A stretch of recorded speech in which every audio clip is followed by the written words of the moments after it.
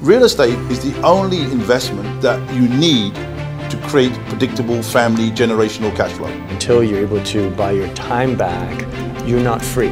With passive residual income, what it creates is money that's being made without your input. Landlords were landlords. Nothing has changed. Today you can be a landlord with the bank's money. Why are people called lords? Because they don't have to work for money. Predictable cash flow. So if you buy an asset that has some cash flow to it, you've got the cash flow coming, number one. And you're trying to create the cash flow to get to that point where working becomes optional. It's income that's coming in while you sleep. It's income coming in while you eat breakfast, while you do nothing, or while you work really hard. There's a steady income stream that continues, which provides freedom, not only currently for yourself and for your children, but also for future generations of their children and their grandchildren.